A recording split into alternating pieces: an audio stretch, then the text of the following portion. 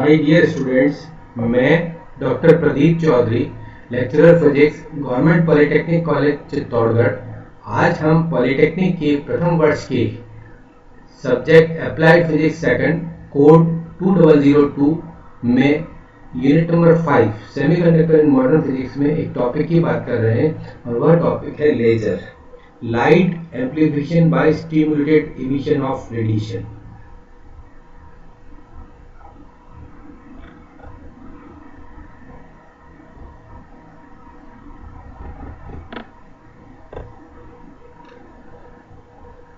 Light amplification by stimulated emission of radiation अर्थात विकिरणों के उद्दीप्त उत्सर्जन के द्वारा प्रकाश का प्रवर्धन। लेजर जो है हमारी, उसमें ये महत्वपूर्ण गुण होते हैं। एक दिशीय मोनोक्रोमेटिक होती है, unidirectional, monochromatic, highly intense and coherent. ये चार महत्वपूर्ण जो गुण है वो लेजर किरण में होते हैं। एक दिशीय अर्थात यूनिडायरेक्शनल, शुद्ध एकवर्णी अर्थात प्योरली मोनोक्रोमेटिक, उच्च तीव्रता युक्त मीन्स हाईली इंटेंसिफाइड एंड कला संबद्ध मीन्स कोहेरेंट होगी। ये देखिए आप, ये ऑर्डिनरी लाइट है। ये आप देखिए कि यहाँ पर ये स्प्रेड हो रही है, 2 किलोमीटर डिस्टेंस कवर किया है and it is again spreaded by 2 kilometre. ठीक है, लेकिन जो लेजर लाइट है वो इस प्रकार से स्प्रेड नहीं होगी, इसलिए बोलते हैं ये यूनिडायरेक्शनल है। ठीक है, ये सोर्स है लाइट का, लेजर लाइट का, और इस दिशा में अगर प्रसारित हो रही है तो आप देखिए कि कोई भी यहाँ पर उसका एक्सपेंशन या जो है प्रसारण नहीं है। ठीक है, एक ही इस प्रकार से ये यूनिडायरेक्शनल है। ये देखिए आप, ये ऑर्डिनरी लाइट का सोर्स है जो कि सभी संभावित दिशाओं में प्रकाश को जो है परावर्तित वो करेगा, प्रसारित करेगा। जबकि लेजर लाइट में अगर हमारा सोर्स हो तो एक ही दिशा में, इस प्रकार से आप देख सकते हैं, लाइट प्रकाश को प्रसारित करता है। ठीक है, इस चित्र के माध्यम से भी हम देख सकते हैं, जो चित्र जो है हमने कन्वर्जेंट लेजर टेक्नोलॉजी से लिया है। ये देखिए आप, लेजर लाइट मोनोक्रोमेटिक, एक ही रंग की, एक ही वर्ण या कलर जो है इसका एक ही है। जबकि ऑर्डिनरी लाइट जो है ये कई सारे जो है रंगों का संयोजन है, अर्थात ये मोनोक्रोमेटिक नहीं है, अर्थात ये एक तरंग देने वाली नहीं है। जबकि लेजर लाइट में जितनी भी प्रकाश किरण होगी सभी की तरंग दैर्ध्य एक समान होगी, एक जैसी होगी। डायरेक्शनल, ये देखिए अभी यूनिडायरेक्शनल, एक दिशा, यहाँ पर आप देख सकते हैं ये प्रकाश का स्रोत। ठीक है, सभी दिशाओं में प्रकाश जो है प्रसारित हो रहा है। कोहेरेंट, यहाँ से आप समझ सकते हैं। ठीक है, सभी प्रकाश किरण जो है वो समान कला में यहाँ पर प्रसारित हो रही है, जबकि ऑर्डिनरी लाइट में ऐसा नहीं होता है। जो प्रकाश किरणें हैं, जैसे 2 किरण का यहाँ पर एग्जाम्पल आपको दे रखा है, ये अलग अलग कलाओं में अलग अलग फेज में है। ये लेजर के 4 गुण जो मैंने आपको बताए थे यहाँ पर वर्णित किए गए हैं। प्रश्न इस प्रकार का परीक्षा में पूछा जा सकता है कि लेजर के गुण लिखिए, तो यू हैव टू से कि लेजर जो है कोई इस प्रकार से एक वर्णीय, एक दिशीय, कला संबद्ध और उच्च तीव्रता युक्त होनी चाहिए।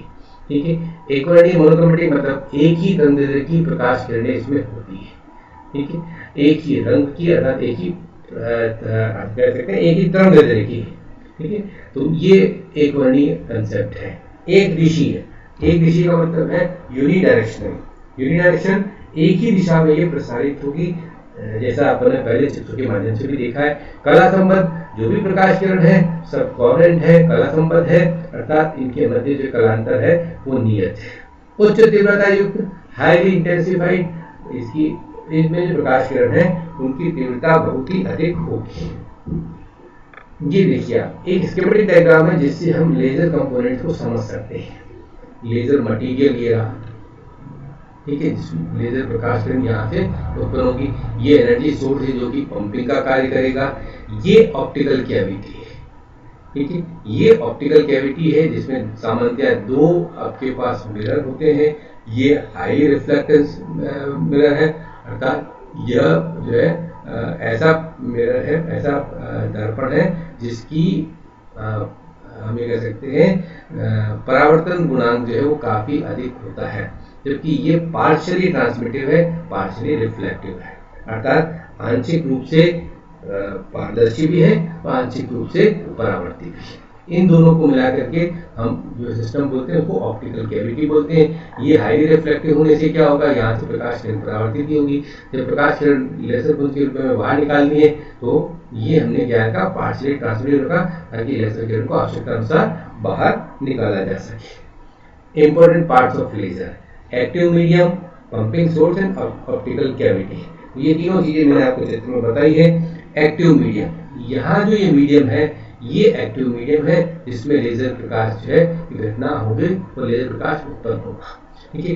पंपिंग सोर्स, ये पंपिंग सोर्स, एनर्जी सोर्स जो है हमारा ये पंपिंग सोर्स है जो कि मटेरियल को पंप करे, मटेरियल को जो है वो लेजर प्रकाश किरण उत्सर्जित करने के लिए उत्तेजित करेगा। ठीक है। और ऑप्टिकल कैविटी जिसके बीच में ये लेजर मटेरियल रखा गया है। तो ये तीन इंपॉर्टेंट पार्ट्स इसके हैं जो मैंने यहाँ आपको डिस्क्राइब किए हैं। ये देखिए आप यहाँ पर और आप अच्छे तरह से समझ सकते हैं। ये लेजर एक्टिव मीडियम आपका है। ठीक है। ये मिरर है, दो मिरर, ये फुली रिफ्लेक्टिव है, ये सेमी ट्रांसपेरेंट सेमी रिफ्लेक्टिव है। और ये आपका एनर्जी सोर्स है जो कि इसको पंपिंग का काम करेगा। ये आपके दोनों मिला करके ऑप्टिकल कैविटी कहलाती है। और ये एक्टिव मीडियम और ये एनर्जी सोर्स। ठीक है। तो इस प्रकार से इस डायग्राम से भी आप समझ सकते हैं। अब हम देखें विकिरण के उद्दीप्त उत्सर्जन के द्वारा प्रकाश का प्रवर्तन। जो हमने बात की थी, यहाँ पर प्रकाश का प्रवर्तन हम कर रहे हैं उद्दीप्त उत्सर्जन के द्वारा। ठीक है। परमाणु में विकिरण के उद्दीप्त उत्सर्जन द्वारा, उद्दीप्त उत्सर्जन क्या होता है ये अभी अपन आगे पढ़ेंगे। प्रकाश का प्रवर्तन कराने के लिए प्रकाशिक गुहिका अर्थात ऑप्टिकल कैविटी में सक्रिय माध्यम को दो समांतर दर्पणों के मध्य रखते हैं। ऑप्टिकल कैविटी जिसको समांतर दर्पणों से मिलकर बनी है, उनके मध्य जो है सक्रिय माध्यम अर्थात एक्टिव मीडियम को अपन रखेंगे। किसके लिए? परमाणु में विकिरण के उद्दीप्त उत्सर्जन द्वारा प्रकाश को प्रवर्तन कराने के लिए। इन दो जो दर्पण रख रहे हैं हम समांतर, ये एक पूर्ण परावर्तक है और दूसरा आंशिक परावर्तक है। आंशिक परावर्तक जो दर्पण है उसी के माध्यम से जो है प्रकाश, लेजर प्रकाश किरण जो है बाहर निकली। इससे प्रकाशीय गुहिका में स्वतः उत्सर्जन की तुलना में उद्दीप्त उत्सर्जन की प्रधानता हो जाती है।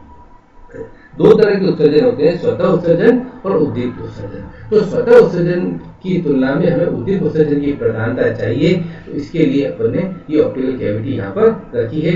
इन उद्दीप्त फोटोनों के समांतर दर्पण से बहुपरावर्तन, ये जो ऐसे स्टिमुलेटेड फोटोज यहाँ पर हैं, इनके समांतर दर्पणों से बहुपरावर्तन अर्थात मल्टीपल रिफ्लेक्शन के माध्यम से सारे फोटोन एक दिशिक और कला संभव हो जाते हैं।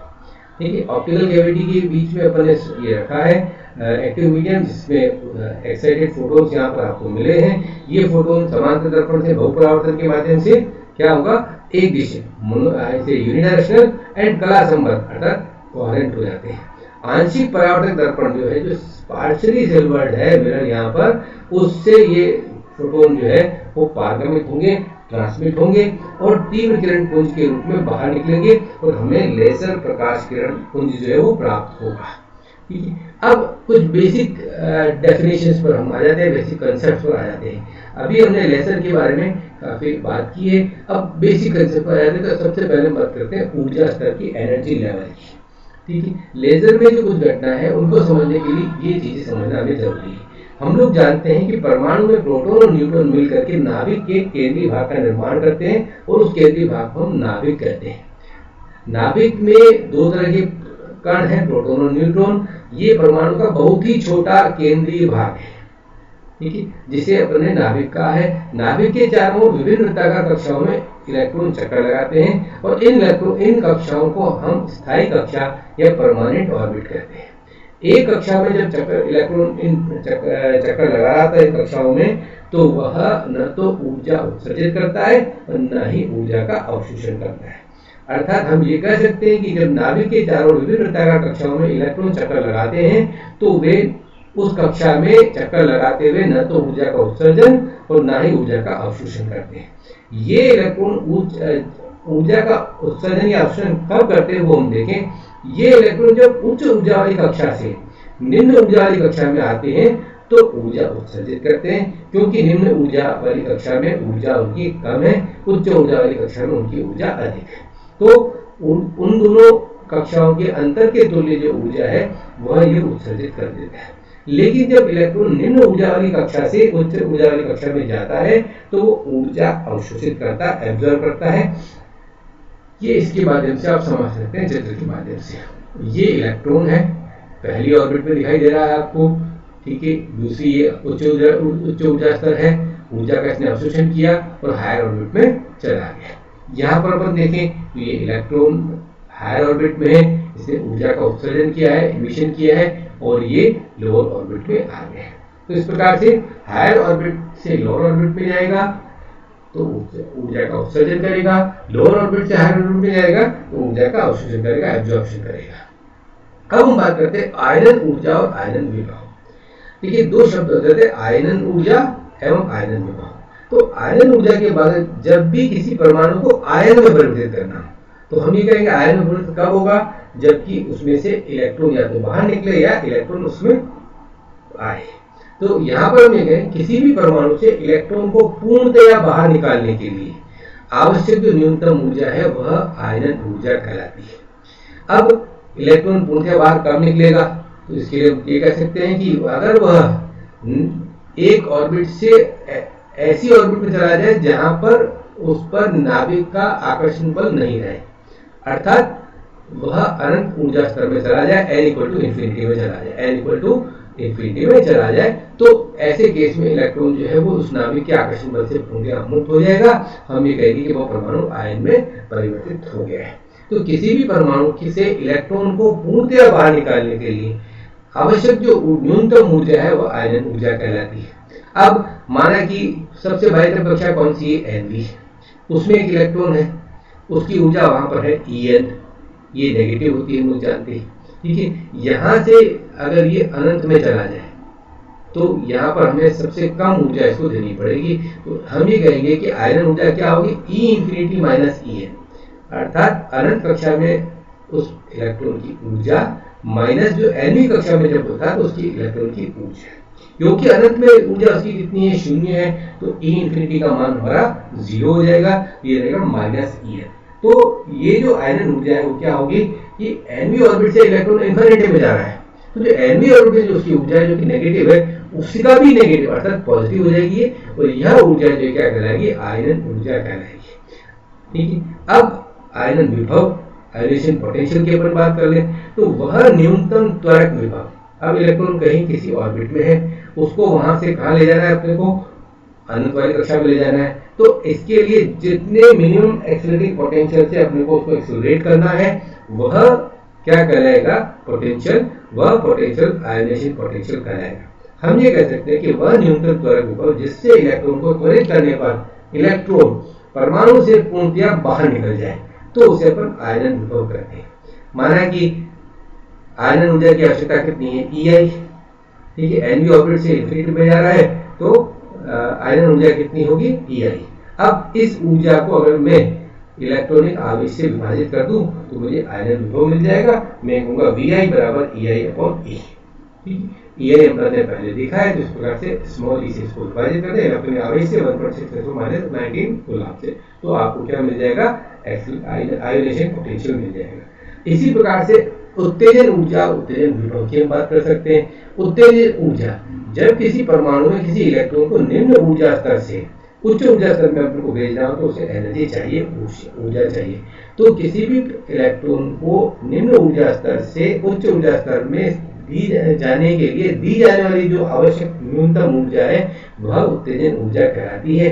अगर इलेक्ट्रॉन N1 ऑर्बिट में है, वहां से वो हायर ऑर्बिट N2 में जाता है, तो जो उत्तेजन ऊर्जा होगी वो En2 माइनस En1 होगी, ठीक है। N2 कक्षा में इलेक्ट्रॉन की ऊर्जा माइनस N1 कक्षा में इलेक्ट्रॉन की ऊर्जा, तो ये उत्तेजन ऊर्जा होगी। अगर इसी को हम किससे, N से इससे इलेक्ट्रॉनिक आवेश से विभाजित कर दें 1.6 माइनस 19 से, तो अपन को उत्तेजन विभव मिल जाएगा। अगेन उत्तेजन विभव की परिभाषा भी उसी प्रकार की होगी जैसी अपन ने आयोनेशन पोटेंशियल की दी थी।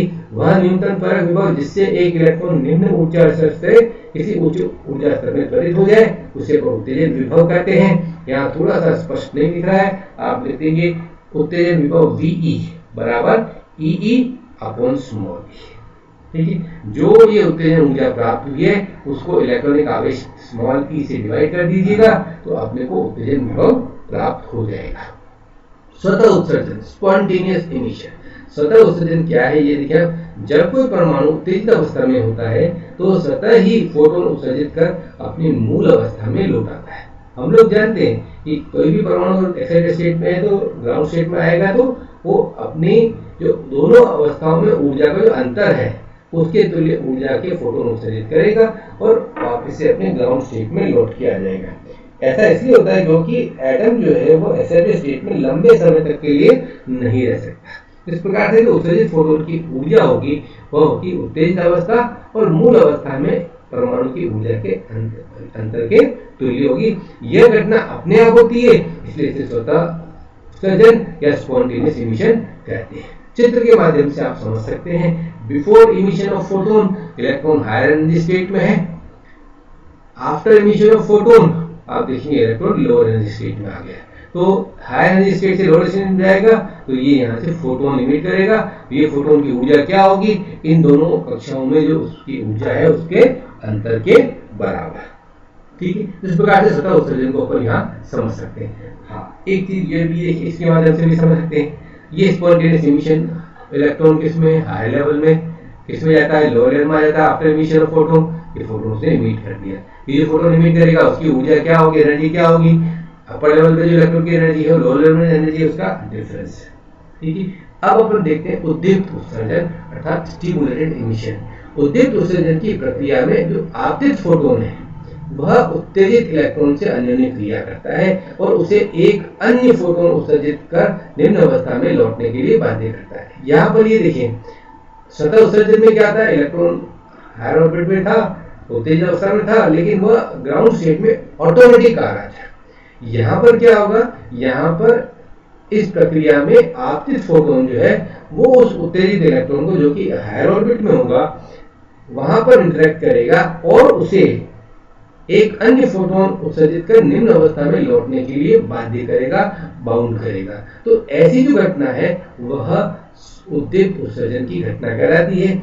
यह घटना कृत्रिम प्रक्रिया है, आर्टिफिशियल प्रोसेस है, जबकि स्वतः उत्सर्जन की घटना जो है वो स्वाभाविक प्रक्रिया थी, नेचुरल प्रोसेस है। इस तरह जो नया फोटोन जो उत्सर्जित हो रहा है उसकी कला अर्थात फेज, दिशा, डायरेक्शन एवं ध्रुवण प्रेरित करने वाले आपतित फोटोन के समान और ध्रुवण मतलब पोलराइजेशन, स्टेट ऑफ पोलराइजेशन जो है वो भी क्या होगी, जो प्रेरित करने वाला आपतित फोटोन है उसके समान होती है।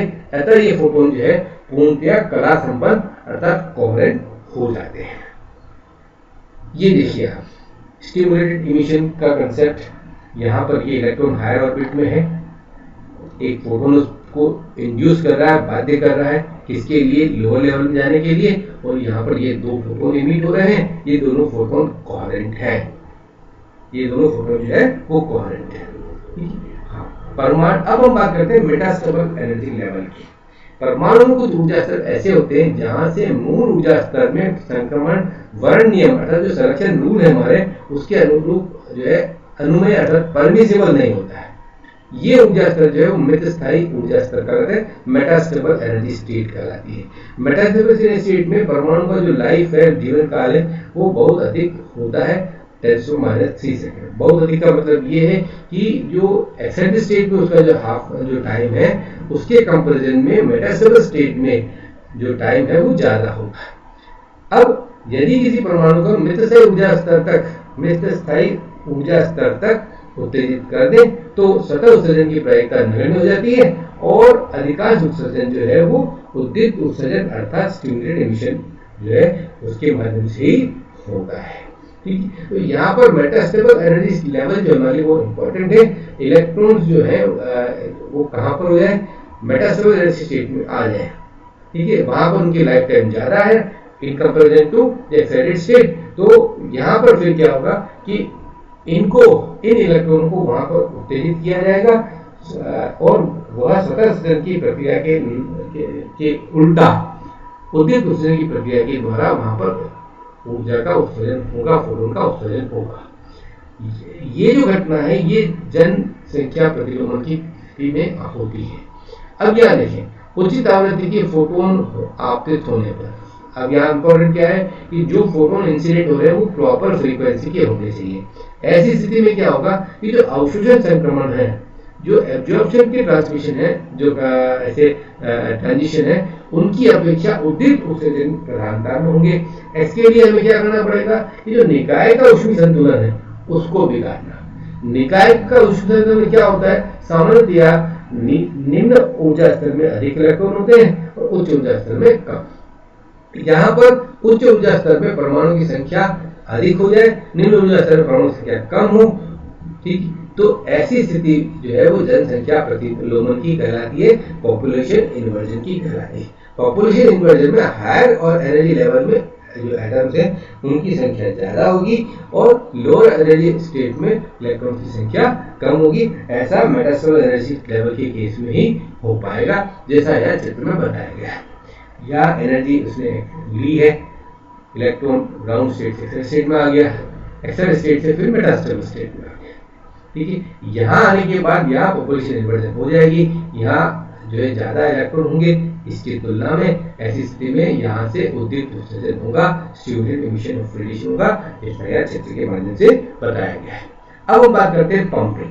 पंपिंग क्या है? पंपिंग वह विधि है जिसमें परमाणुओं को मूल ऊर्जा स्तर से उत्तेजित ऊर्जा स्तर में भेजकर जनसंख्या प्रतिलोमन प्राप्त किया जाता है। अब हमने ये कहा कि भाई लेजर की एक्शन के लिए पॉपुलेशन इन्वर्जन नेसेसरी है। पॉपुलेशन इन्वर्जन होगा क्या कि जो मेटास्टेबल एनर्जी लेवल है उसमें इलेक्ट्रॉन्स ज्यादा होंगे इन कंपैरेटिव टू ग्राउंड स्टेट। तो ऐसा करने के लिए हमको क्या करना पड़ेगा, पॉपुलेशन इन्वर्जन का प्रोसेस अपनाना पड़ेगा। पॉपुलेशन इन्वर्जन में हमको मेटास्टेबल स्टेट में इलेक्ट्रॉन्स की संख्या ज्यादा करनी है। ऐसा करने के लिए जो मेथड है वह कहलाती है पंपिंग। हम ये कह सकते हैं कि पंपिंग या पंपन वह प्रक्रिया या विधि है जिसकी सहायता से परमाणु को मूल ऊर्जा स्तर से उत्तेजित ऊर्जा स्तर में भेजकर जनसंख्या प्रतिलोमन अर्थात पॉपुलेशन इन्वर्जन प्राप्त किया जाता है। पॉपुलेशन इन्वर्जन बनाए रखना है हमको हमेशा, तो इसके लिए क्या करना पड़ेगा, कंटिन्यूस पंपिंग जो है वो बाहरी साधनों से एक्सटर्नल सोर्सेज से करनी होगी। पंपन की कई सारी विधियां हैं जो आप यहाँ पर समझ देख सकते हैं। प्रकाशीय पंपन, ऑप्टिकल पंपन जो कि रूबी लेजर में प्रयोग करते हैं। रूबी लेजर की बात अपन आगे के लेक्चर में करेंगे। इलेक्ट्रॉन एटम कोलिजन द्वारा पंपिंग किससे होगी, इलेक्ट्रॉन और एटम के कोलिजन के द्वारा। फिर होता है अप्रत्यास्थ परमाणु और परमाणु के मध्य संघट अर्थात कोलिजन। यहाँ पर पंपिंग जो है वो इनइलास्टिक है, कोलिजन जो है वो इलास्टिक है एटम एटम के बीच में। तो इससे जो पंपिंग होगी वह हम यूज करते हैं हीलियम नियॉन गैस लेजर में। मैंने जो नाम दिया है रूबी लेजर और हीलियम नियॉन लेजर, ये आपके सिलेबस में है और आपको अगले लेक्चर में हम बात करेंगे। इसी प्रकार से रासायनिक पंपिंग अर्थात केमिकल पंपिंग होती है और गैस गति पंपन अर्थात गैस डायनेमिक पंपिंग भी होती है। तो पंपन की ये कुछ विधियां हैं जिनके नाम मैंने यहाँ पर आपको बताए। लेजर के उपयोग की हम बात करते हैं। लेजर को अलग अलग एरिया में हम काम में ले सकते हैं। चिकित्सा के क्षेत्र में तो लेजर को चिकित्सा के क्षेत्र में निदान और उपचार दोनों के लिए काम में ले सकते हैं। अब देखिए, दो चिकित्सा के क्षेत्र में जब भी हम बात करते हैं उपयोग की, तो दो तरह की उपयोग हम कर सकते हैं, एक तो डायग्नोसिस और एक ट्रीटमेंट पर्पज से। डायग्नोस्टिक पर्पज से जैसे हम बात करें तो लेजर प्रकाश के माध्यम से हम जो शरीर के आंतरिक भाग है उनको देख सकता है। डॉक्टर शरीर के आंतरिक भाग जैसे आंत है या फुट पाइप है, इसको देख सकता है और देख करके रोग का पता लगा सकता है। और रोग का उपचार की बात करें तो इसके लिए जो है लेजर प्रकाश जो है वो उपयोग में लाया जाता है। कई सारे केसेस, कई सारे ऐसे रोग हैं जिनका उपचार जो है लेजर से किया जाता है। कई सारे ऑपरेशन है, उपचार में ऑपरेशन की हम बात कर सकते हैं। आप लोग जानते हैं आंख का जो मोतियाबिंद का ऑपरेशन होता है आजकल लेजर के माध्यम से होता है। तो लेजर का उपयोग से होता क्या है कि बहुत ही कम चीरा जो है वहां पर दिया जाता है और ऐसी स्थिति में व्यक्ति जो है तुरंत ठीक होकर के अपने काम में वापस लग जाता है। तो इस प्रकार से आप देख सकते हैं कि जितनी भी सर्जरी है आजकल वो लेजर के माध्यम से होती है। उसमें अधिक चीरा फाड़ी की आवश्यकता नहीं होती है और इसकी वजह से खून का जो लॉस है, ब्लड लॉस है, वह भी कम होता है। संचार के क्षेत्र में, कम्युनिकेशन के क्षेत्र में या इंडस्ट्रीज के क्षेत्र में देख सकते हैं। कम्युनिकेशन के क्षेत्र में आप देखिए तो आकाशीय संचार, स्पेस में कम्युनिकेशन हो तो वो हो सकता है OFC ऑप्टिकल फाइबर केबल, में बिना हानि के सूचनाओं को अधिक दूरी तक भेजा जाता है। लेजर प्रकाश किरण को हम ऑप्टिकल फाइबर केबल में कैरियर वेव की तरह काम में ले सकते हैं। इस पर इंफॉर्मेशन अर्थात सिग्नल को सुपर इम्पोज करके हम सूचना को एक स्थान से दूसरे स्थान तक बहुत अधिक दूरी तक भी बिना लॉसेस किए। बाकी के केसेस में अगर आप लेजर वेव के बजाय लेजर किरणों के बजाय कोई दूसरी अगर किरण काम में लेते हैं तो ऐसी स्थिति में हानि जो है वो अधिक होती है। तो यहाँ पर हम कह सकते हैं कि OFC ऑप्टिकल फाइबर केबल में बिना हानि के सूचनाओं को हम एक स्थान से दूसरे स्थान तक दे सकते हैं। इसमें लेजर को कैरियर वेव की तरह काम में लिया जा सकता है। उद्योगों के क्षेत्र में जहाँ बहुत हार्ड चीजें होती है, कांच और क्वार्ट्ज, उनको काटने में हम इसको उपयोग में लेते हैं। इसी प्रकार से इलेक्ट्रॉनिक से सेमीकंडक्टिंग उद्योग जो है इंडस्ट्री, इनमें भी ये उपयोग में लाई जाती है। साइंस एंड टेक्नोलॉजी की फील्ड की बात करें तो रिसर्च के पर्पज से जो है इनका उपयोग किया जाता है और लैब्स में स्टूडेंट्स को इससे रिलेटेड एक्सपेरिमेंट जो है वो परफॉर्म कराने के लिए भी इनका उपयोग किया जाता है। मिलिट्री के कार्यों में, मिलिट्री के भी कई सारे काम हैं जो आप लोग समझते हैं, उसमें भी लेजर का उपयोग किया जाता है। इस प्रकार से आज अपन ने लेजर के उपयोग के बारे में भी यहाँ पर बात की है। थैंक यू, धन्यवाद।